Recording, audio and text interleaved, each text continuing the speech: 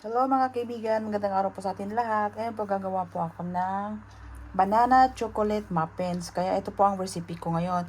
Kailangan ko ng 3 saging, ganito. Ayan, 3 saging, 2 itlog, 2 cups all-purpose flour, 3/4 cup sugar, 1/4 cup melted butter, 1/4 cup cooking oil, 1/2 cup fresh milk, tsaka 1 tablespoon lemon juice, salt, baking soda, and cinnamon powder. Tsaka itong mga pang-dekorasyon ko, walnuts.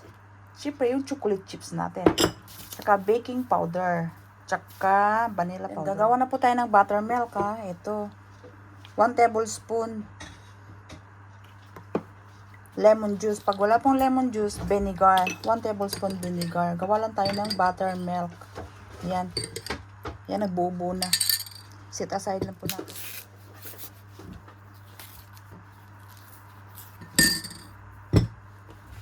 Ayan, mag-ano lang po tayo ng tinidor.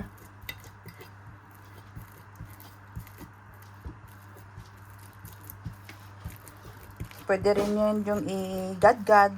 Pwede rin. Kahit na ano, basta madurog lang. Ayan. Ito na po siya, nadurog na. Ganito lang ha. Mas maganda po yung hinog na saging ba, yung overripe na siya. Pero pwede na rin yan. Kasi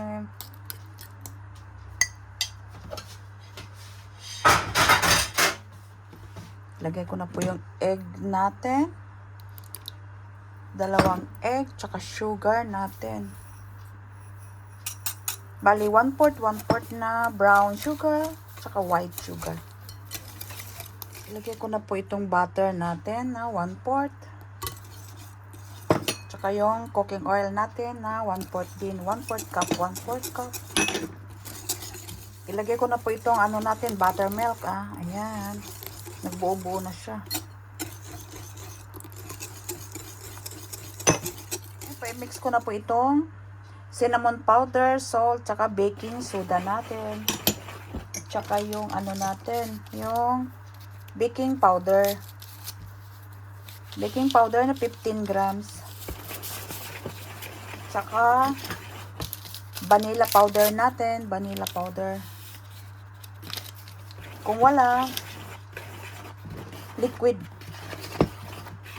Ayan, i-mix ko na po dito ha. Ayan.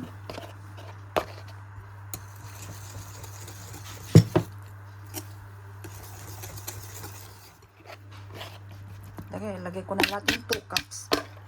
2 cups all-purpose flour.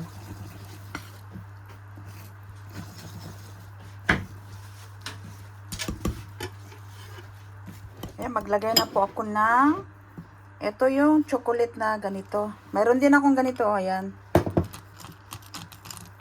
Malalaki. Ito masarap. Chocolate na chocolate.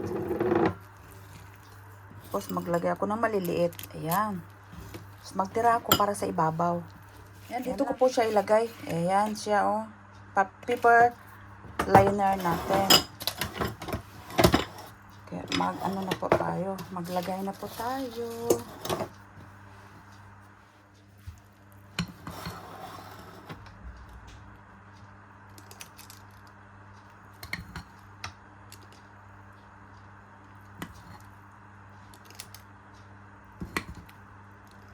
Ganyan lang po.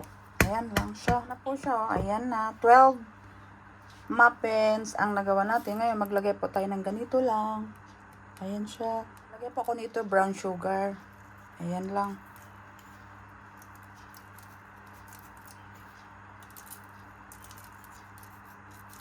Open ko na po ito siya ng 160 25 minutes lang po tayo. Up and down ng init lang ng oven ko. Kaya oven na po natin. Ayan, umalsa na po yung banana chocolate muffins natin. Kaya ayan na siya.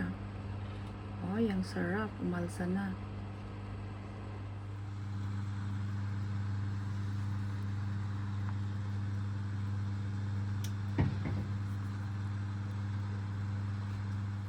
Ito na po, malamig na. Tikman na po natin yung banana chocolate muffins natin. Kaya ito na po siya, oh.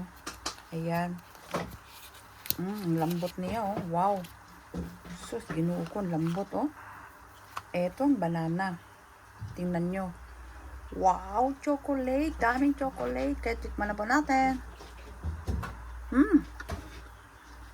Grabe, ang lambot niya. Para akong kumakain sa Starbucks. Haha. Maraming salamat po sa panonood niyo po sa recipe ko ngayon na chocolate banana muffins. Napaka easy recipe po. Napakadaling gawin. Kaya maraming salamat po. God bless po sa ating lahat. Enjoy cooking lang po tayo mga kaibigan. Bye!